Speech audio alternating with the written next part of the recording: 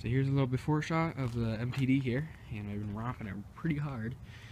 Came back from a romp and last Sunday, and you see there's a bunch of spindle bending, and the tire is rubbing against the spindle over here, almost rubbing over here.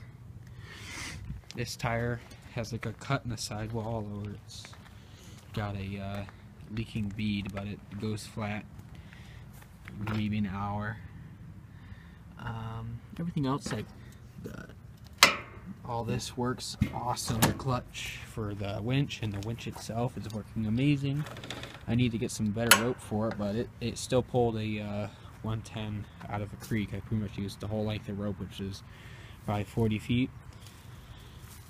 Everything under the hood as far as the motor goes, working good. I put new spark plugs in it, and it runs really good.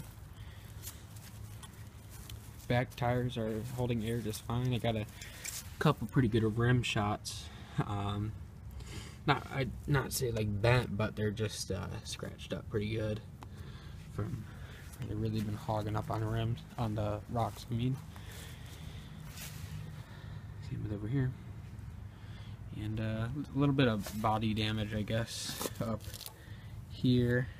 It's really not that much at all. Got a little bend over there, same thing over here. Everything else works, like electronics wise. It starts up every time. Never had a problem with the stock key switch. Steering is trashed on it. The steering gears are stripped out. And with these giant tires, the leaf springs just flex. It just doesn't, there's nothing. It's horrible to drive this thing with these giant tires, just not wanting to move with those leaf springs, and just crap gears. And this tie rod here keeps bending out. Right at the silver part, it'll just bend like a V, and then they can't turn left. It's really annoying, like really annoying. Then I have to take a rock and freaking bend it back. But clutch is working good underneath. I'll show you that. Here's the clutch, belt, all that's working good.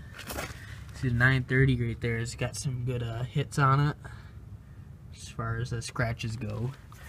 It doesn't really like rocks, but I dragged it over a couple rocks. I could feel it, but I'm not hitting them super fast. So see, you got a couple gouges in the pumpkin there. Ends of the axles aren't broken or anything, so that's pretty good, I guess. I broke posi in this, so trying to pull a deer on the road. You can see one of the gussets here. Yeah, I chipped the rearmost gusset,